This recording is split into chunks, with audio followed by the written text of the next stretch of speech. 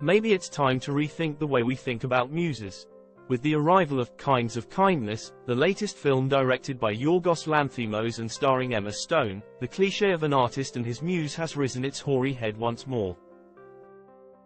It makes sense. Not only is this the third time the pair have worked together, the film had its limited opening on Friday, but the first two outings netted Stone a Supporting Actress Oscar nomination, for The Favourite, in 2018, and the Best Actress win, for last year's Poor Things.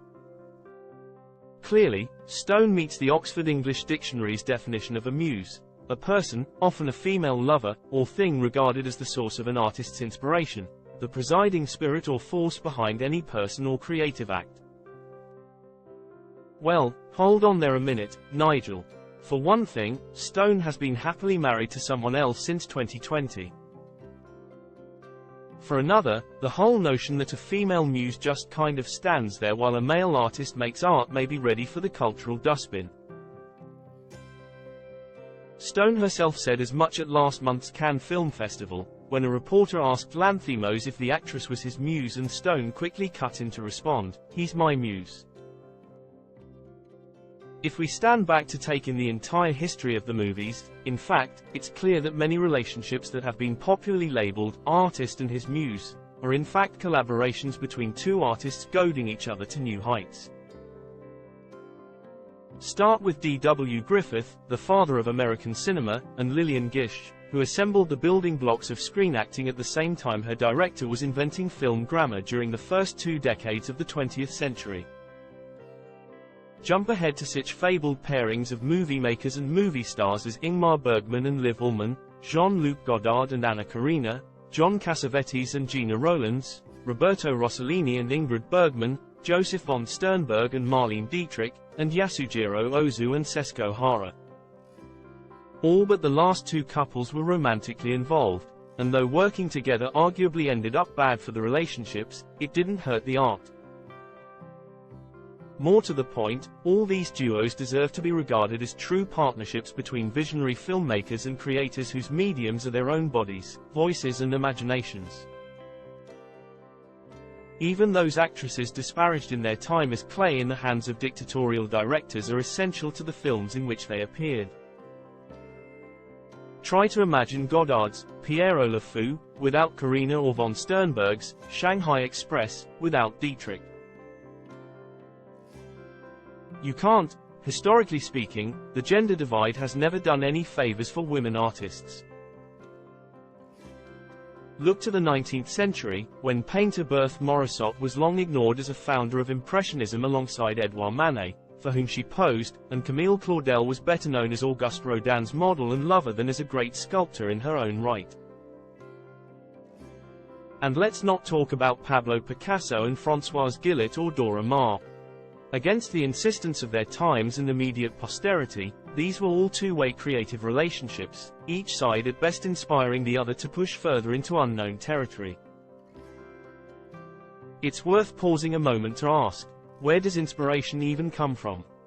As someone who writes for a living, with or without pretensions to art, I've always agreed with Oscar Madison of The Odd Couple, when he says of beef gravy, "I thought it comes when you cook the meat."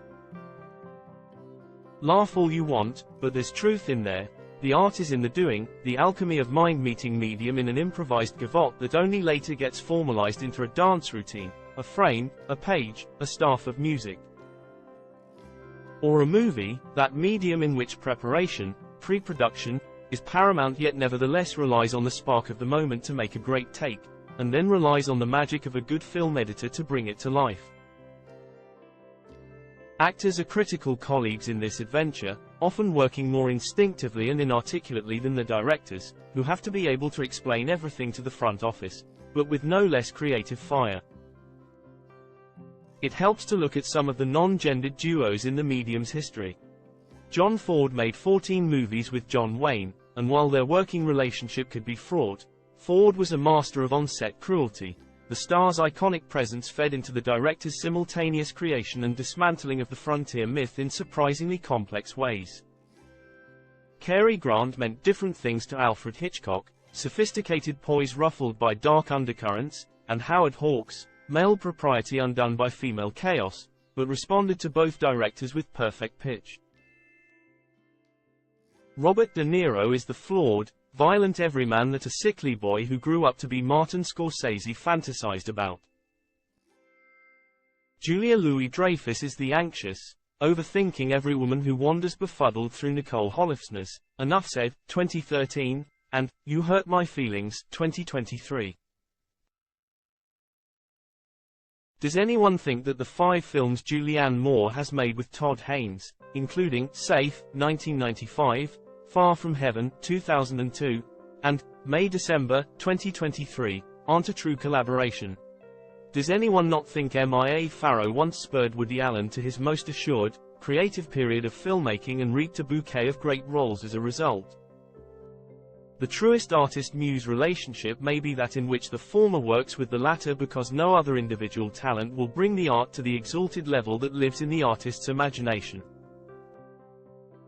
You can see this in the worlds of classical music, composer Benjamin Britten and tenor Peter Pears, and dance, choreographer George Balanchine and ballerina Suzanne Farrell, and even high fashion, designer Hubert de Givenchy and actress Audrey Hepburn.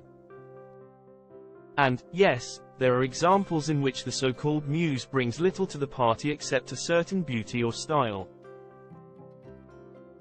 Edie Sedgwick was Andy Warhol's It Girl for a marvelous Mayfly moment, and Patty Boyd is responsible for 2 monuments of classic rock, George Harrison's Something, and Eric Clapton's Layla.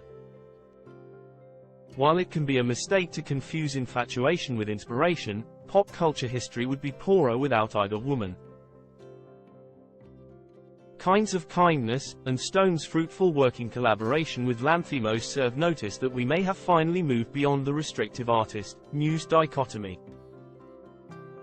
In truth, the evidence was available at least a few years back, when Greta Gerwig progressed from co-starring in Noah Baumbach's Greenberg, 2010, to co-writing Baumbach's Frances Ha, 2012, and Mistress America, 2015, to writing and directing Lady Bird, 2017, to directing last year's box office bonanza, Barbie, from a script she and Baumbach wrote together.